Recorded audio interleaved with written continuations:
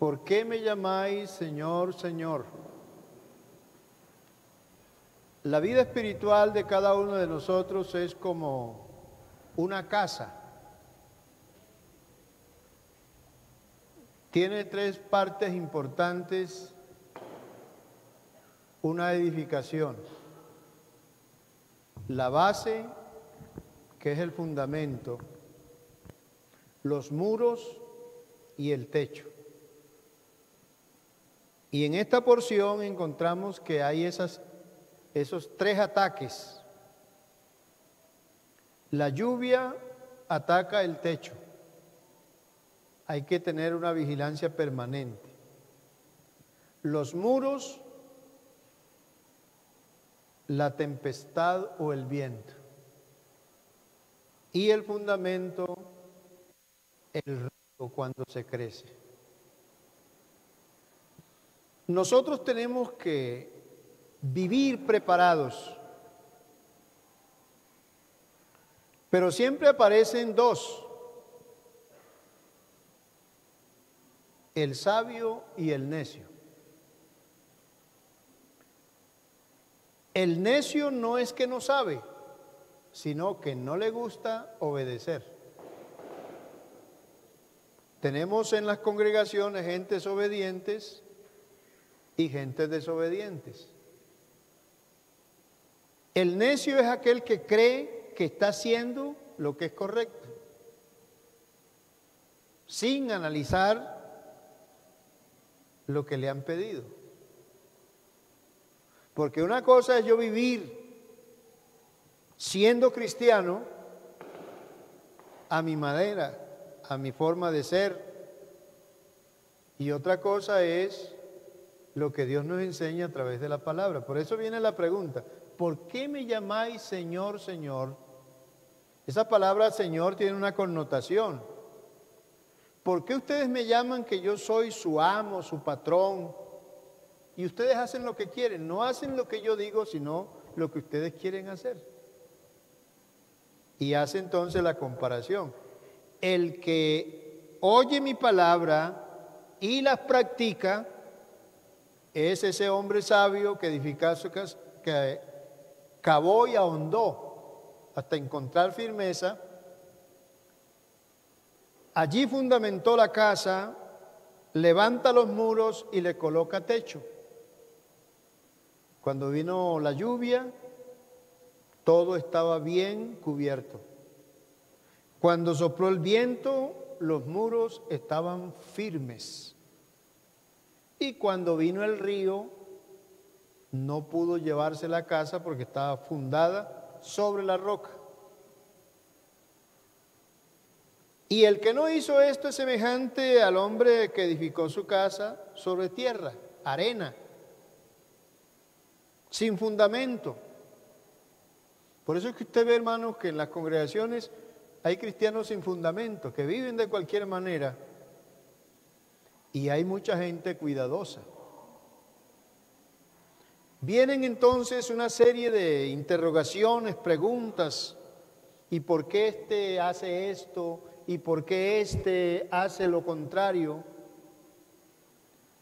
Y los niños espirituales se confunden, porque a uno que ven que hace mucho tiempo está en la iglesia, lo ve hacer cosas que no son correctas.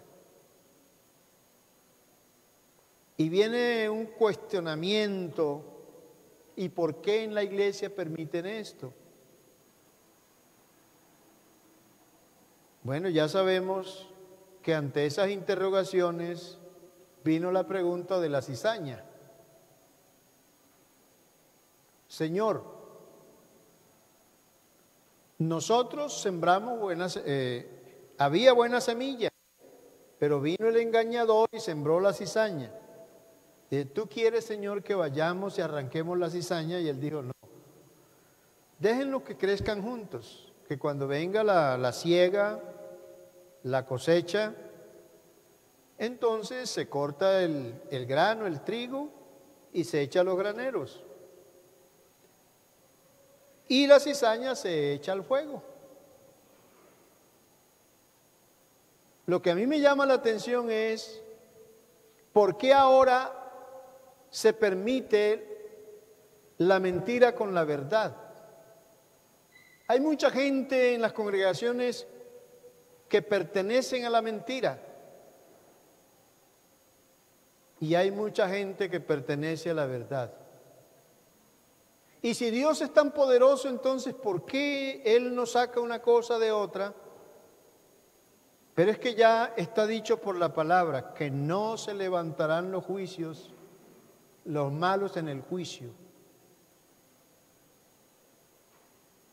ni los pecadores en la congregación de los santos, pero va a ser al final.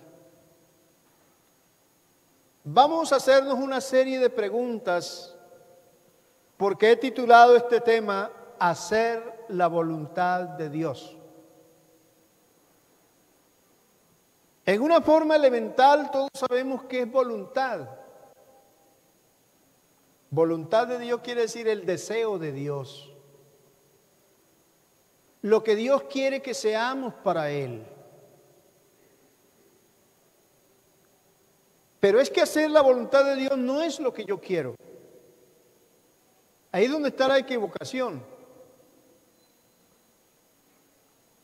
Por ejemplo, sencillamente, queremos someter a Dios a nuestros deseos. Se enamora José de Rebeca. Señor, que sea tu voluntad, pero con la hermana Rebeca. Y ese sí será la voluntad de Dios. O sea, ese es lo que Dios quiere. Y así con ese ejemplo vamos a mirar una serie de cosas que queremos que Dios, que es el que ordena. Por eso viene la pregunta, ¿por qué me llamáis Señor, Señor, y no hacéis lo que yo os mando? Yo me pregunto, ¿estoy haciendo lo que Dios quiere? ¿Estoy haciendo lo que Dios desea que yo haga? Y yo lo hago como ejemplo para que cada uno tome individualmente y se cuestione a sí mismo. Porque estamos comparando nuestro deseo con el deseo de Dios. Estamos comparando nuestros pensamientos con el pensamiento de Dios. Estamos comparando nuestro camino con el camino de Dios. Y los caminos de Dios son muy altos. Los pensamientos de Dios son muy altos. Son más altos que nuestros pensamientos, más altos que nuestros caminos. ¿Cómo lo lograremos? Como tratar de entender esta parte para realmente yo hacer la voluntad de Dios. El salmista no se complicó. El salmista en el Salmo 143, el verso 10, Salmo 143, el verso 10, dice: enséñame a hacer tu voluntad, porque tú eres mi Dios. Tu buen espíritu me guíe a tierra de rectitud. Yo creo que esa es la parte fundamental. Bueno, ¿y qué será lo que Dios quiere? Yo hago, hermano, una comparación. Cuando una pareja se casa, que dicen que en el noviazgo tienen muchas cosas en común, pero cuando ya se casan, esas cosas en común desaparecen. Por eso es que nadie se conoce en el noviazgo. El hombre y la mujer se vienen a conocer cuando ya se casan. Afloran los caprichos. Porque usted sabe que el enamorado es como el gatico cuando está ya tierno.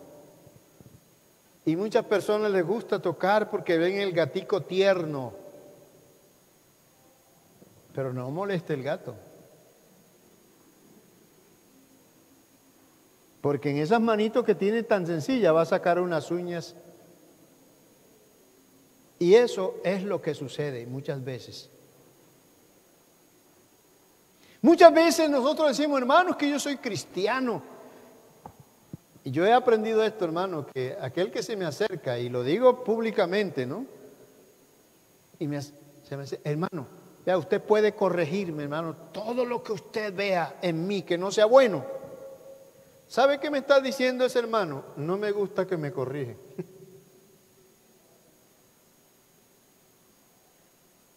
Y eso se ha comprobado en muchos.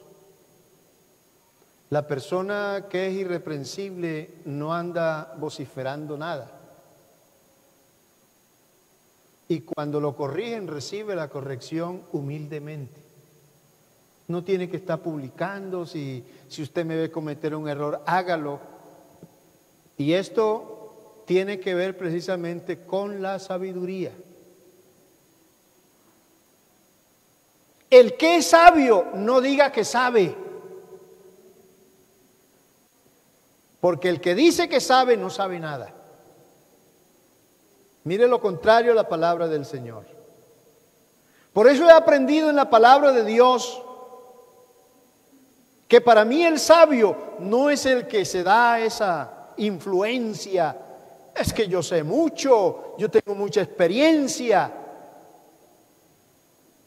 Para mí personalmente, en mi filosofía personal, el sabio es el que se deja enseñar.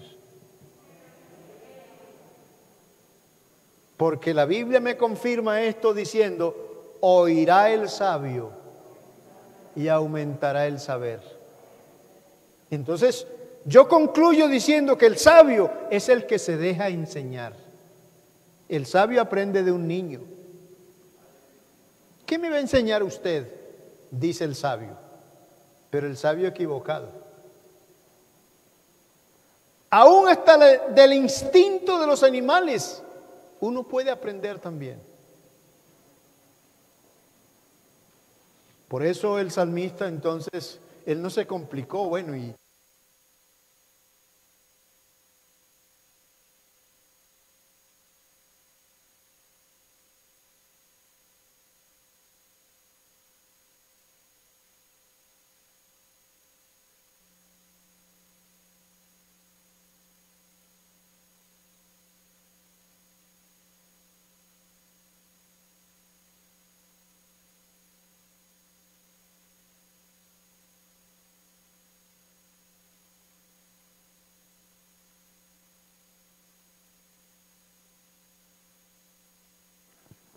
gloria a Dios. Enséñame a hacer tu voluntad. Me agrada eso que se preocupen allá, hermano, porque lo importante es escuchar. Enséñame a hacer tu voluntad, porque hay una pregunta importante del Señor que dice, ¿por qué me llamáis Señor, Señor? Y la palabra Señor quiere decir dueño. ¿Por qué ustedes me dicen que soy su dueño y ustedes no hacen lo que yo les digo? Y usted le pregunta al hermano, uy hermano, yo estoy haciendo la voluntad de Dios, yo estoy haciendo lo que Dios quiere, pero ¿qué dice él? ¿Qué dice el dueño? Yo puedo convencerlos a ustedes, pero ¿qué dice el dueño? Pero si el dueño me aprueba y ustedes no me aprueban, no importa lo que ustedes digan, aquí lo que vale es lo que dice el dueño.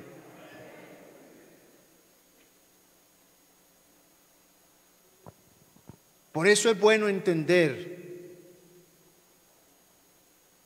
andar por el buen camino. En Hebreos capítulo 13, el verso 20 y 21, dice de la siguiente manera: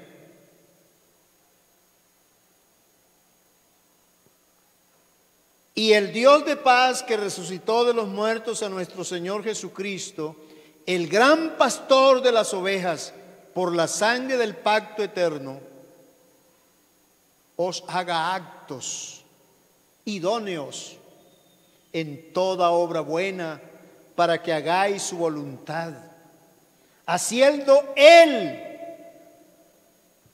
no tú y yo, sino haciendo Él en vosotros lo que es agradable delante de Él por Jesucristo, al cual sea la gloria por los siglos de los siglos. Amén.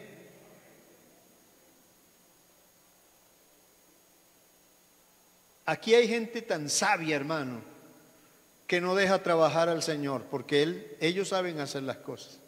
Señor, hazte a un ladito de que yo sé hacer esto ya, yo tengo experiencia. Pero ese deseo que Dios quiere, no lo produce mi experiencia. Filipenses capítulo 2, el verso 13. Filipenses capítulo 2, el verso 13 dice: porque Dios es el que en vosotros produce así el querer como el hacer por su buena voluntad. ¿Qué equivocación tenemos nosotros? Hermano, es que yo tengo tantos años en la iglesia, en el evangelio.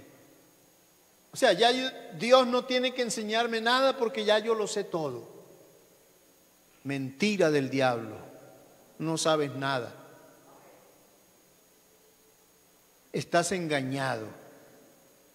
Porque aquí aparece el Señor diciendo: ¿por qué me llama Señor y no hace lo que yo digo? Es algo tan indecoroso de uno hablar de santidad, de hablar del deseo de Dios, y yo haciendo lo contrario. O sea, ¿por qué no dejamos y seguimos el consejo de la actitud del salmista? Señor, yo no sé qué es lo que tú quieres. Yo no sé, Señor, no te puedo entender. Yo a veces empiezo a remover el pasado de mi comienzo con mi esposa en el hogar, donde yo pensé que a ella le gustaban algunas cosas y luego fui entendiendo que no les agradaba. Y yo lo hacía con mucho deseo porque pensaba que ella estaba agradada. Qué bonito es entender a las personas. Qué bonito es poder como investigar qué es lo que le agrada. Por eso es que el mundo no está esperando al Señor. Porque cuando uno no conoce a una persona, no sabe qué le gusta, qué es lo que le agrada, lo espera de cualquier manera porque no sabe qué es lo que le agrada al Señor. Pero cuando una mamá espera a su hijo, ella sabe qué comida le agrada más a su hijo. ¿Cierto que sí? Y prepara la comida sin que el hijo le pida. Por eso es que la iglesia tiene que conocer a Cristo para esperarlo, porque sabe cuál es el deseo que tiene Cristo. Él quiere presentar una iglesia gloriosa. No se la va a presentar a nadie, a presentársela a sí mismo. Una iglesia gloriosa, sin mancha, sin arruga. Gloria a Dios. Tener ese buen entendimiento. Por eso dice en Efesios 5, el verso 15 al 17.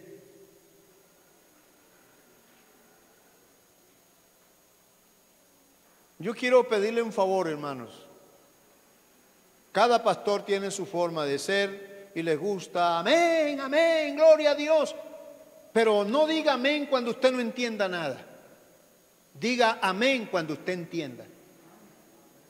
O sea, sea sincero con Dios y con usted mismo. ¿Cómo voy a decir amén a algo que yo no entiendo? Dice en estos versículos: mirad pues con diligencia cómo andéis, no como necios, sino como sabios, aprovechando bien el tiempo, porque los días son malos. Por tanto, no seáis insensatos o ignorantes, sino entendidos de cuál sea la voluntad del Señor. ¿Se ha puesto usted a investigar en su vida? Bueno, ¿y qué será lo que el Señor quiere? Vamos a inventarnos nosotros entonces lo que Dios quiere. Vamos a hacer esto. Los de alabanza inventan cosas sin saber si eso le agrada al Señor. El pastor hace programas. A veces no pide la dirección al Señor porque como ya él tiene experiencia, no, vamos a hacer este programa que nos resultó bien en tal tiempo. Pero eso sí le agrada al Señor. Nos damos el lujo de decir, hermano, vamos a cantar el coro tal que a mí me gusta mucho, me agrada mucho, pero sí le agradará al Señor. ¿Por qué no hacemos, aunque no nos guste, hacer lo que le agrada al Señor? Aunque no nos guste. Y ahí es donde está la controversia. Pero ¿cómo es que yo voy a hacer algo que no quiero? Pero si eso le gusta al Señor, tenemos que hacerlo. Así nos toque llorar. ¿Usted cree que eso es fácil para Abraham? Cuando Dios le dijo, sacrifícame a tu hijo único.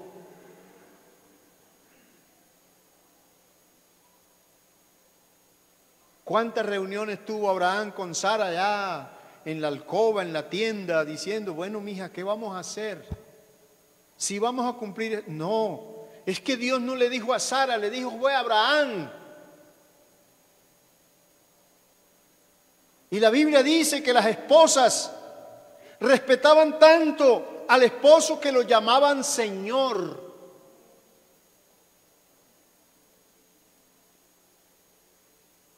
Yo no sé cómo estaría el corazón de Abraham, pero él entendería muchas cosas. Pero el Señor, ¿por qué es tan cruel? Tanto sacrificio que hemos tenido para tener este hijo en la bendición de Dios, y ahora me manda que lo sacrifique. Y si usted se pone a mirar, hermano, todos los sacrificios que nosotros tenemos que hacer para agradar a Dios, humanamente no es fácil. Empezando por este deber de Romanos 12. Eso es muy difícil, hermano, que todos hagamos este sacrificio. Así que, hermanos, os ruego. El apóstol hace un ruego inspirado por el Espíritu Santo y dice, os ruego por las misericordias de Dios que presentéis vuestros cuerpos en sacrificio vivo, santo, agradable a Dios, que es vuestro culto racional. Yo voy a hacer 40 días de ayuno, pero usted sí lo va a hacer en el agrado de Dios. Es que, hermano, el hermano fulano hizo 20 días de ayuno y el Señor sanó a fulano y sanó a fulana. Yo voy a hacer también lo mismo. Hacemos el ayuno y el corazón lejos de Dios.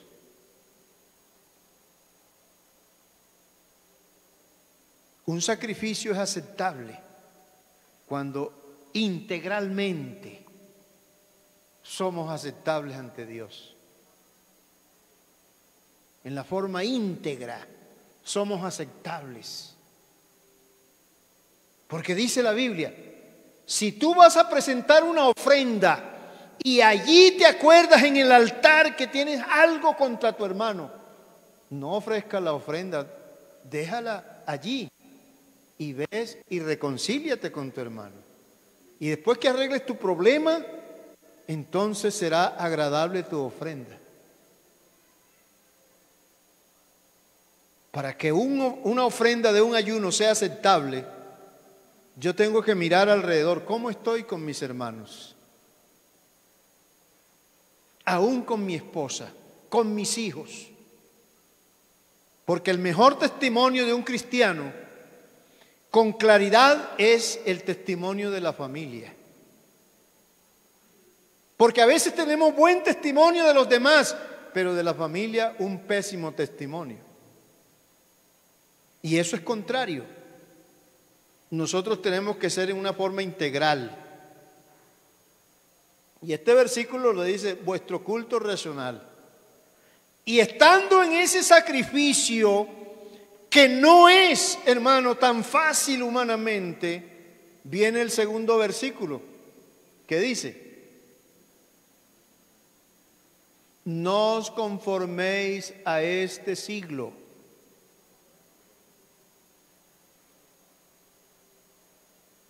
La joven viste, no como le agrada a Dios, sino como le agrada a los vecinos, como le agrada a sus amigas, como le dice, eres una tonta. Los jóvenes. Yo estaba mirando un ejemplo en estos días que a partir del siglo XXI la juventud empezó a vestir de cualquier manera.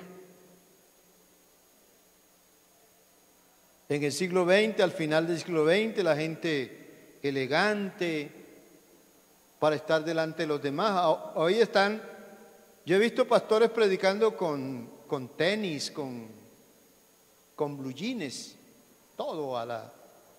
Eso no se llama libertad, sino libertinaje. Todo lo ha cambiado el modernismo en el siglo XXI.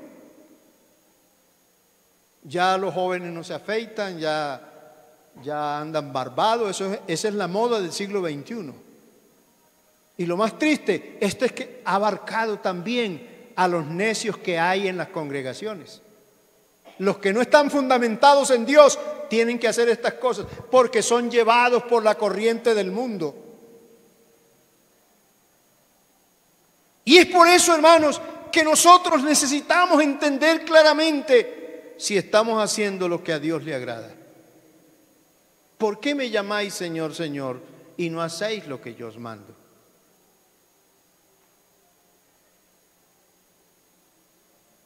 Entonces dice la Escritura, ¿cómo es que le agrada a Dios? Efesios 5, el verso 1 dice,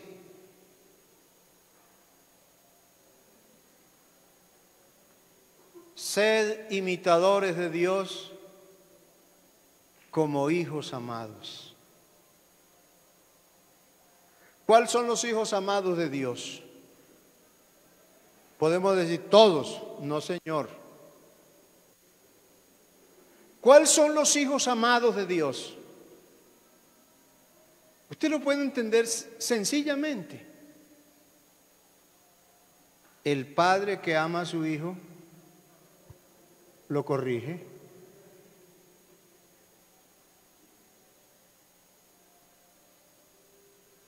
Y si no lo corrige, no es amado por Dios.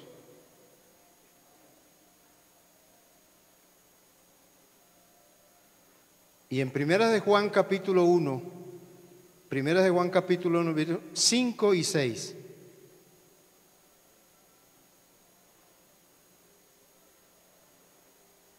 Este es el mensaje que hemos oído de Él y os anunciamos, Dios es luz y no hay ningunas tinieblas en Él. Si decimos que tenemos comunión con Él y andamos en tiniebla, mentimos y no practicamos la verdad.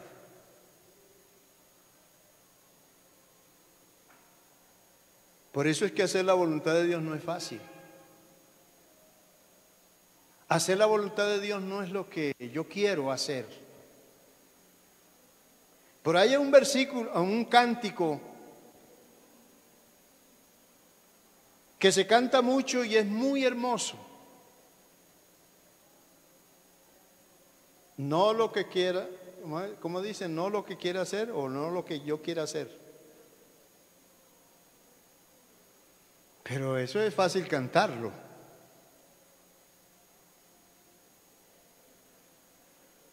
Cuando tenemos que pasar por dificultades, nos volvemos rebeldes y le reclamamos al Señor, pero ¿por qué a mí, Señor? ¿Por qué a mí?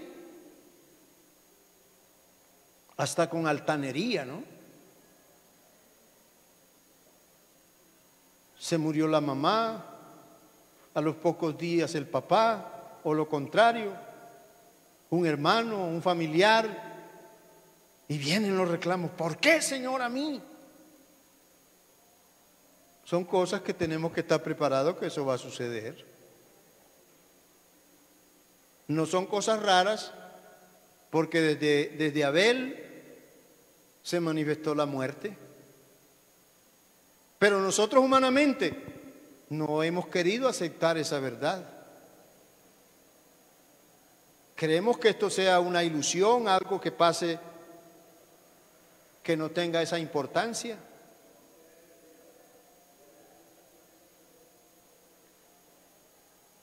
Solo el Señor nos puede guiar por la luz.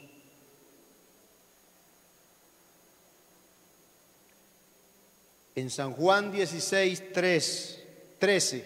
San Juan 16:13, en la promesa que hizo el Señor dijo estas palabras: pero cuando venga el Espíritu de verdad.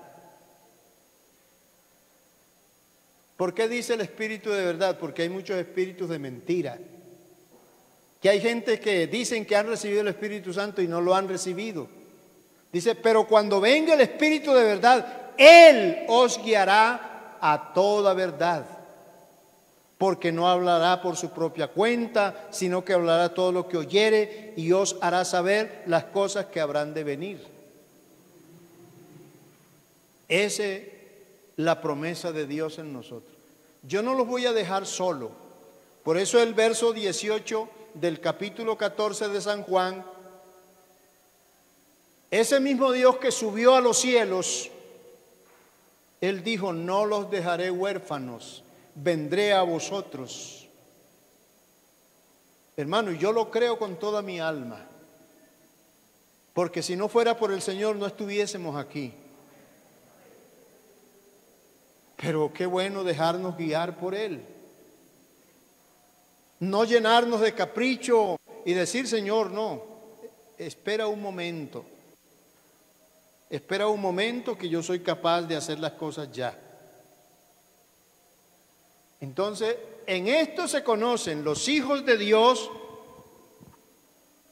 los evangélicos y los religiosos. ¿Qué diferencia hay en aquel que se llama evangélico con el que es hijo de Dios? Hay 3 versículos en el capítulo 8 de Romanos, o 2 versículos que dice, o 3. Capítulo 8, verso 14 al 16. Vamos a leer los 3 más bien. Verso 14 dice, porque todos, escuchen hermanos, porque todos los que son guiados por el Espíritu de Dios, estos que son hijos de Dios. Aquí no hay discusión. El siguiente verso dice, pues no habéis recibido el espíritu de esclavitud para estar otra vez en la corriente del mundo, para estar otra vez en temor, sino habéis recibido el espíritu de adopción por el cual clamamos Abba Padre, que en otras palabras lo podemos llevar a diminutivo, esa palabra Abba Padre, Padrecito mío, tú eres mi Padre.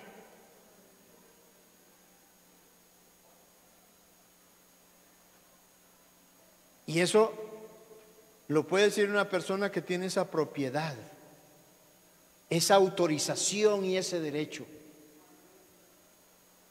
Y el otro verso dice, y el Espíritu mismo, hermano, tú no necesitas el pastor para decir que tú eres hijo de Dios.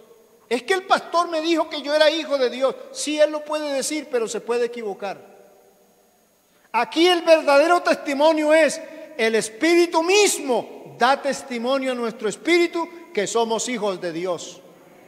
Y si el Espíritu me dice que soy hijo de Dios, ¿qué importa que otros me digan que no soy hijo de Dios? Porque aquí lo que vale es el testimonio del Espíritu.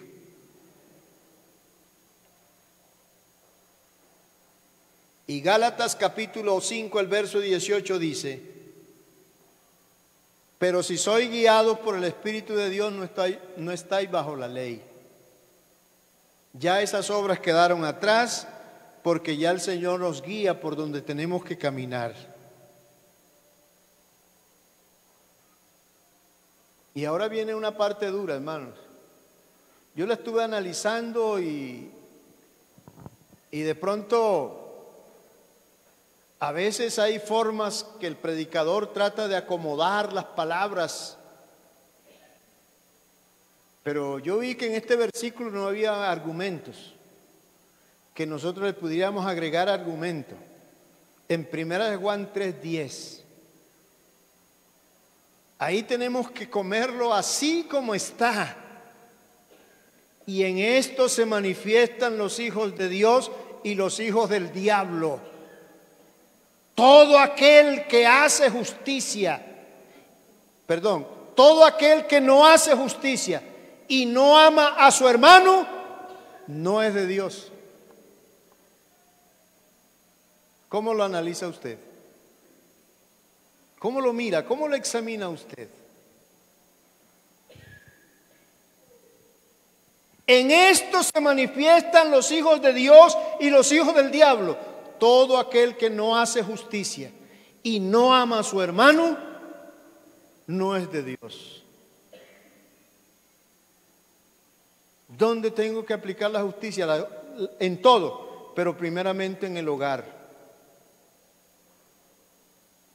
El hombre tiene que ser justo con la esposa. Porque muchos dicen, es que usted no hace nada. El trabajo más desagradecido es el trabajo que hace la mujer en la casa. Y muchos no reconocen eso. Ahí se aplica la injusticia. Y la Biblia dice, toda injusticia es pecado. Pero ya en la forma general habla, y el que no ama a su hermano no es de Dios.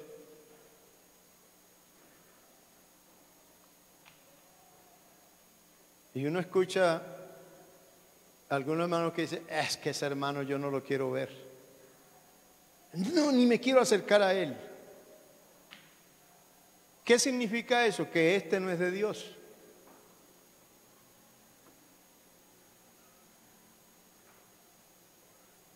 Y viene algo que concluye con este versículo que hemos leído, Primeras de Juan 2:6. Primeras de Juan capítulo 2, el verso 6. El que dice que permanece en él debe andar como él anduvo. Vamos a una serie de preguntas para concluir. Si el Señor me está guiando, yo me pregunto, hermano, si me guiará el Espíritu Santo al cine, que ya esto se volvió común en muchos. Si será provechoso que el Espíritu Santo me guíe para estar allá en lugares que a mí como cristiano no me conviene. Y no va con la esposa, el casado, sino que va con otra.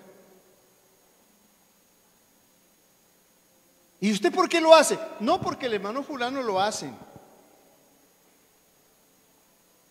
La gran mayoría de pastores jóvenes hacen eso. Pastores.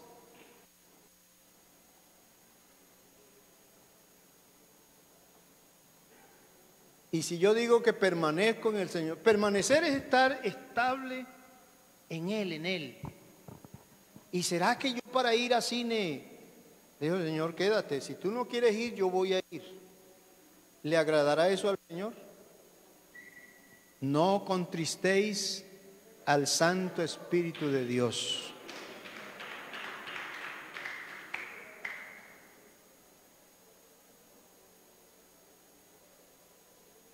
Cuando yo hablo en una forma desafortunada.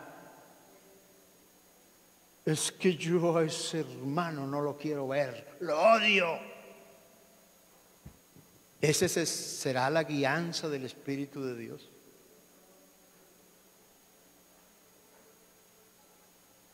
¿Por qué no nos preguntamos a nosotros mismos?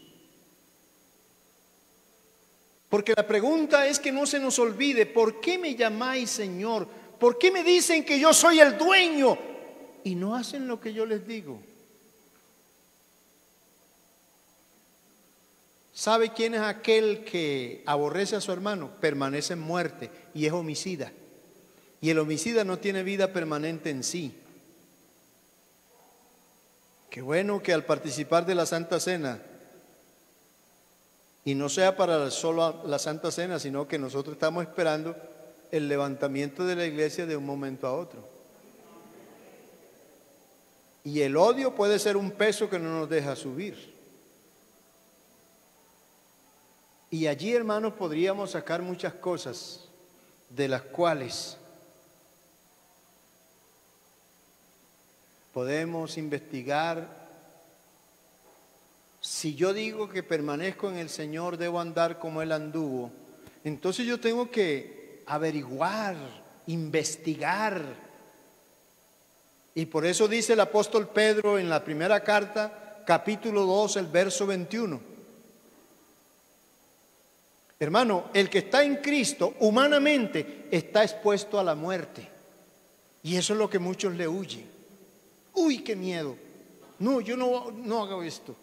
¿Sabe que la gran mayoría de gente que le agrada el Evangelio no se convierten por tener miedo? Y por eso el Señor nos da el Espíritu Santo, para que no estemos en temor, en miedo, sino en fuerza. Entonces, escuche lo que dice, hermano. Es que a mí, cuando me hablaron del Evangelio, me dijeron que el Señor quitaba todos mis problemas.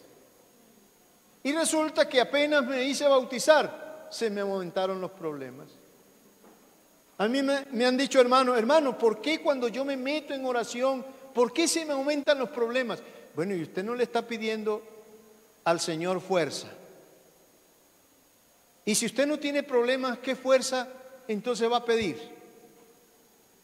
Las fuerzas se aprenden es cuando tenemos dificultades. Hablamos mucho de victoria, pero es que la victoria no se tiene si no se pelea, si no se lucha. Yo no puedo hablar de victoria si no tengo luchas. Pero cuando Dios me ayuda en la lucha, puedo levantar la mano dando gloria a Dios, porque Él me dio la victoria. Pues para esto fuiste llamado. Hermana querida, hermano querido, por favor, para esto fuimos llamados. ¿Para qué? Porque también Cristo padeció por nosotros, dejándonos ejemplo para que sigáis sus pisadas. Gloria a Dios. Yo no sé si a alguno de ustedes le ha tocado andar por la selva. La selva es unas montañas deshabitadas completamente. Y cuando la gente empieza a caminar por la selva, a abrir trochas para caminar y hacer fincas, uno va por un caminito y las huellas que encuentra es de tigre, de león, de animales feroces. Y uno andar por un camino de esto, hermano, eso da terror, da miedo. Pero ¿sabe qué cosa le puede dar ánimo a una persona en un camino de esto? Cuando ve la huella de una persona. Dice: alguien caminó por aquí. Alguien se atrevió a caminar. Y por muy difícil que sea el camino, ya Cristo lo caminó. Aleluya, aleluya.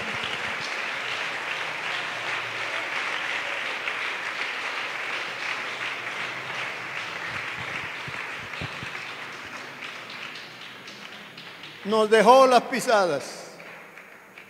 Hermano, es que yo soy muy débil, hermano. Yo no puedo con el pecado, hermano. Pero encontramos en el verso 22, la primera pisada de Cristo es: el cual no hizo pecado. Gloria a Dios. ¿Quieres ser un verdadero hijo de Dios? ¿Permanecer en Cristo y seguir sus pisadas? Deja de practicar el pecado. Porque el que practica el pecado es del diablo. Segundo, ni se halló engaño en su boca. Hermano, en las congregaciones se oye engaño de toda especie. Un carro viejo, un artículo viejo. Uy, hermano, vea, eso está nuevecito, hermano. Y es una chatarra. Y cuando hace el negocio y engañó al otro, uy, tremendo negocio hice. Pregúntele al Señor si eso está bien hecho o no.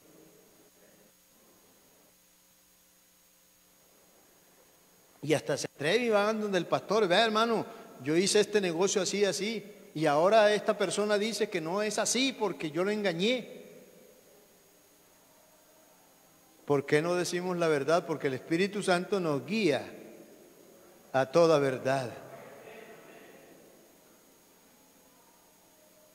Tercero, eso es simplemente unas cosas que podemos enumerar. ¿Quién cuando le maldecían no respondía con maldición?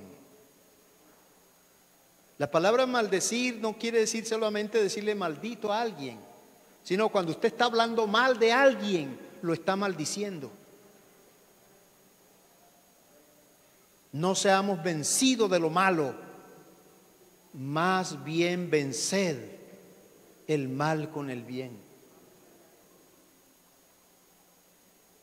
Cuando hablaban mal del Señor, Él no le respondía de la misma manera, Él callaba. Cuando padecía, no amenazaba. No, hermano, yo no amenazo a nadie. Aún hasta orando amenazamos nosotros, ¿no? Una vez un hermano que se puso a orar que porque el que pasaba por ese camino lo mataban, y apareció el hombre con la escopeta y lo iba a matar porque pasó sin permiso por el camino. Dice: Señor, pero espéreme un momento, yo voy a orar primero y ya después usted me mata. Y se puso a decir: Señor, te doy gracias porque tú me rescataste del mundo. Tú sabes, Señor, que yo era ladrón, era un asesino, yo hacía esto y hacía lo otro. Y el hombre esperando con la escopeta. Tú sabes que yo maté tanto en tal parte, que yo hice esto en tal parte. Claro, cuando el hombre abrió los ojos, ya el de la escopeta no estaba. ¿Y qué dijo él? Uy, el Señor me libró. ¿Qué hizo él? Se defendió con la amenaza. ¿Quién, cuando el Señor lo amenazaban, sus palabras eran: perdónales, porque no saben lo que hacen? Qué bueno tener un corazón lleno del Espíritu Santo que nos conduzca por el camino recto. Vamos a volver, hermano, a la oración del salmista. O sea, yo examino tanto ese versículo que me llama tanto la atención. Salmo 143, el verso 10.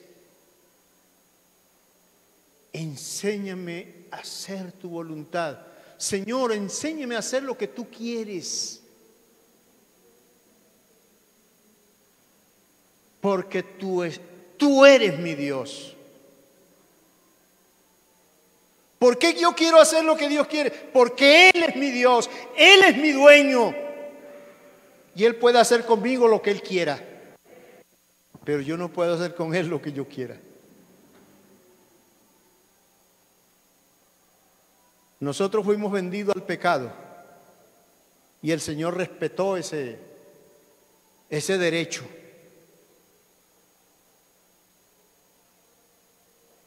Pero para el Señor tener el derecho en nosotros otra vez, nos compró con un precio muy alto. Si yo tengo una bestia, hermano,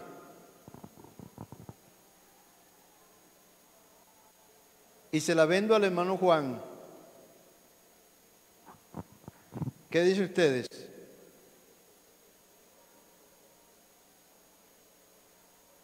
¿Yo sigo manejando la bestia como yo quiera? Porque él me puede reclamar y decir que yo se la compré y yo puedo hacer con ella lo que yo quiero. ¿No? ¿O no es así, hermano Juan? Yo puedo hacer porque yo se la compré, yo se la pagué a usted y yo puedo hacer con la bestia lo que yo quiera. No quiero, hermano, metamos a hacer una comparación, pero es como un ejemplo. El Señor tiene el derecho de pedirnos que hagamos lo que Él quiere, porque fuimos comprados a precio de sangre.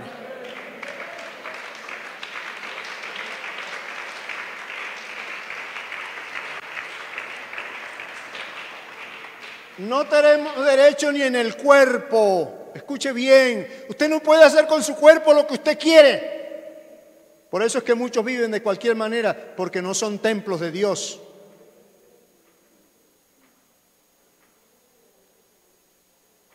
Primera de Corintios 6:20. No, es que el cuerpo no, el Señor no le interesa el cuerpo, porque habéis sido comprados por precio. Glorificad pues a Dios en vuestro cuerpo. Mire que está del primero, ¿no? Glorificad a Dios en vuestro cuerpo y en vuestro espíritu,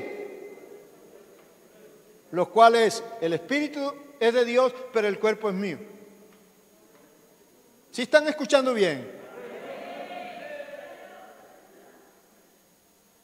Todo le pertenece a Él.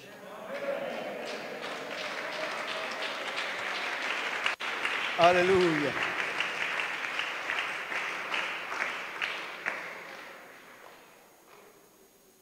¿Por qué me llamáis Señor? ¿Por qué me llamáis dueño? Y no hacéis lo que yo os digo.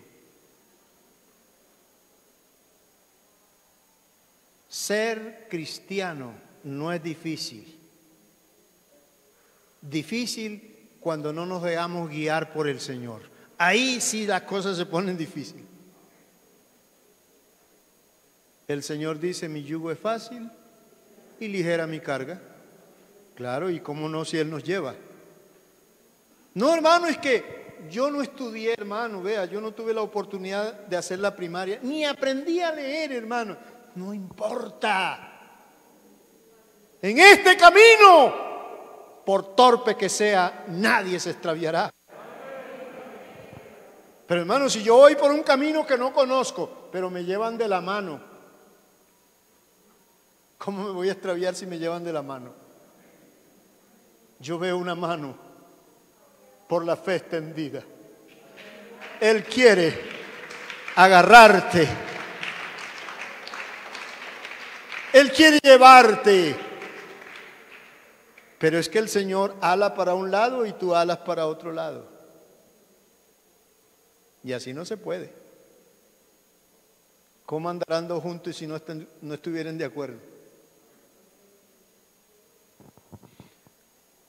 Yo invito a la iglesia hoy a que reflexionemos y digamos, Señor, por eso me gusta tanto la actitud de María, ¿no?